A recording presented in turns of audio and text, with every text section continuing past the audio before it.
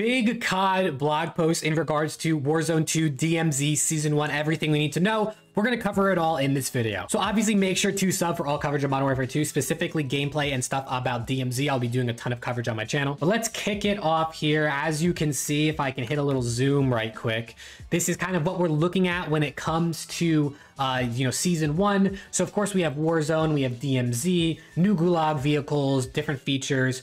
We will, and if I hit a little zoom more, I'm sure this is going to show up even more later on. We have new map, Shoot House and Shipment, which is really cool. We're gonna have the new Raids game mode, a new co-op mission, CDL Mosh Pit, as well as we are going to have a new battle pass system, a new operator, some new weapons, Messi, Paul Pogba, and Neymar Jr.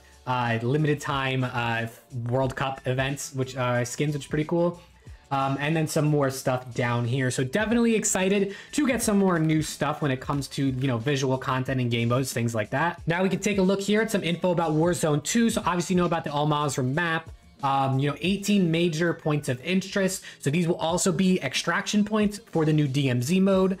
We will obviously have to wait and see exactly how that works. And we will be getting third-person Warzone 2 playlists. So you will be able to play Warzone in third person. Obviously, like I just said, it'll be a separate playlist, so you don't have to do it. It's not turning into Fortnite, but it will be an option, which I guess is cool. If you're a Fortnite player, you come from Fortnite and you really like the third person aspect. So loadout drops are back in Warzone 2. If you saw the COD Next event where they played Warzone 2 for the first time, there were no loadout drops, but loadout drops are coming back. So they did listen to the community on that one. So there are 3 ways to earn a loadout, or at least technically a primary weapon. So you can go to the shops where you can use in-match cash at the shops to purchase a primary weapon. You can do a loadout drop public event, so they'll be dropped into Al Mazrah throughout these matches. And these are not limited or assigned to individual squads, but they can be accessed by anybody. And then you have the stronghold or black sites, which are the AI controlled areas where you can earn a loadout in the game as a reward if you clear one of these strongholds or these black sites. And it looks like you have to use in-match cash to purchase your weapon from created loadouts. So I don't know if it's necessarily free if you find a loadout drop. It looks like you will have to use cash, but I guess if you like clear a stronghold or something like that, you'll probably earn enough cash to buy whatever, gun it is you're trying to get from your loadout. Now we get to learn a little bit more about the looting mechanics, which is going to be Battle Royale is going to keep the traditional looting. And then there's a new backpack system coming to DMZ. So in the BR version, just like the original Warzone, supply boxes will throw items out on the ground to be picked up, which you can then, loot. So when a player interacts with any loot, any other loot containers, such as a duffel bag, medical case, they will function with a loot menu. When you die, you drop your primary weapon as well as your backpack, which someone can go into and access all of your loot. I'm sure we mostly know about the new Gulag. So there is a 2v2 system now in the Gulag, which is interesting. 2v2, I guess, is cool, as well as there is a jailer who kind of appears in the middle of the match to help speed up combat, it says right here. So they can kill you and it has a ton of health. So careful around that.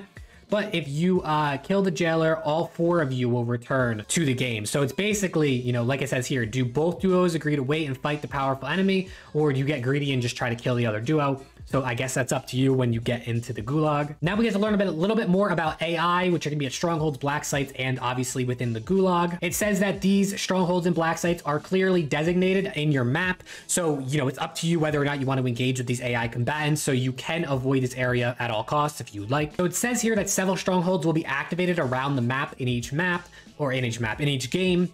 And you basically have to fight the AI. The first team to complete a stronghold must disarm a bomb, and then you earn a key to the black site and your custom loadout. So it looks like if you're not the first team, you won't earn this key, but you will get this custom loadout. So if you're the first team to complete it, you get this key to the black site, whatever that exactly entails.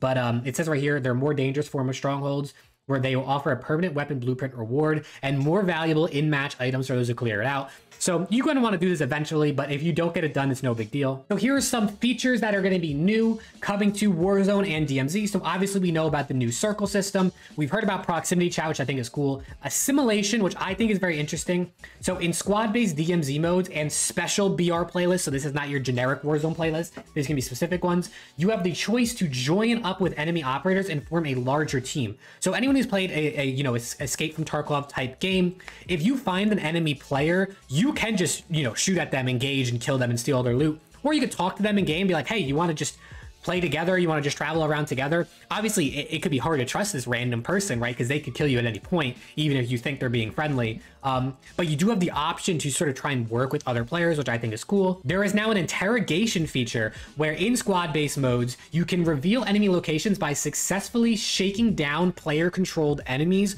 while they are downed. So basically, you can find an enemy player, I guess, down them, and then interrogate them to basically tell who their teammates are. That's kind of crazy. It'll be interesting to see how that works. Here's a list of all the vehicles coming to the game. I'm not going to cover these. You can pause and read them for yourself. Obviously, we know about aquatics, you know, the aquatic combat and the swimming and the boats and stuff like that. A little bit of stuff about the buy stations here. Now we get to learn about DMZ, which is what I'm most excited for. It's probably not going to tell us too much, but let's just read it anyway.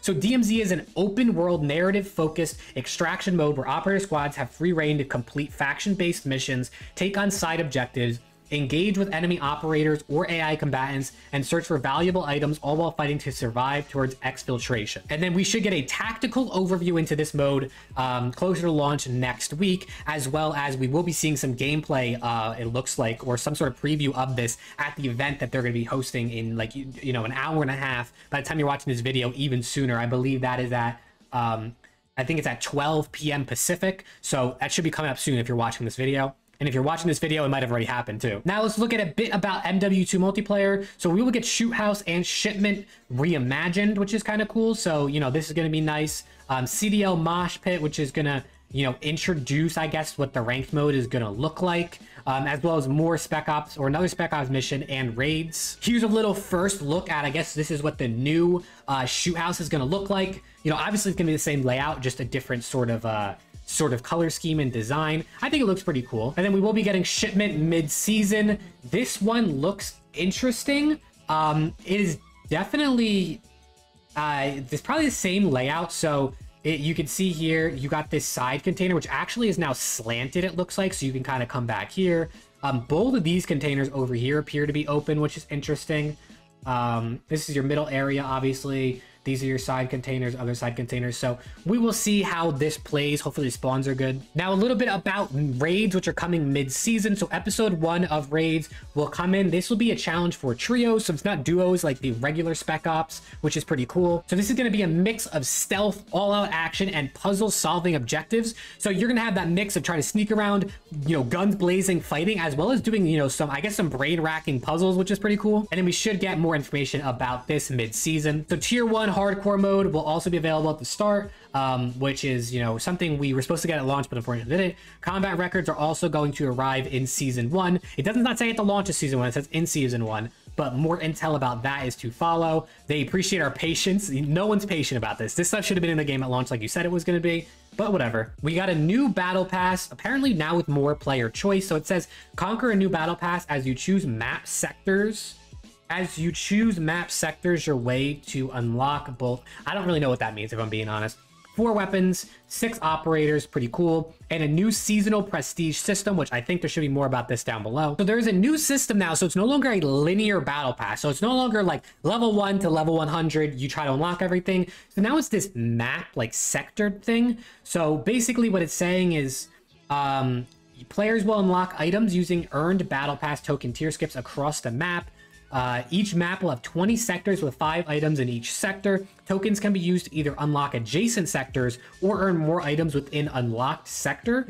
So I guess maybe you unlock tokens, and then you use that to unlock the specific things you want from the battle pass. So basically now how it works is you have the choice and the control over what gets unlocked earlier on in the road to 100%. So if you want to use your tokens, I guess, to unlock, you know, this operator, you can do that. If you want to unlock, you know, I don't know, COD points or this gun, you can do that. It's up to you at what point you want to basically unlock things, so you don't have to wait till level 75 to unlock a skin. So here's a preview of the XMR sniper rifle. We have the Bass P SMG. You know, this is also coming at launch. Then we have mid-season, we will have the Chimera, which is the Honey Badger. We have the M13B AR, which is also coming at launch. So those are the guns. 6 new operators. So we have Zeus. We have Klaus, who obviously is redacted. We have Gaz, everyone knows Gaz. And then we also have Neymar, Pogba, and Messi, which is super cool. I kind of I don't know. I don't know how I feel about shooting at Messi in game, or, you know, it's a little weird, but I'll get over it. And now the moment we've all been waiting for, persistent prestige, a new seasonal prestige system. So these are some of the emblems, which look pretty sick if you ask me. So how it works now, leveling up past rank 55 will allow you to earn a persistent rank across all seasons rather than having it reset at the end of each season. I am so excited.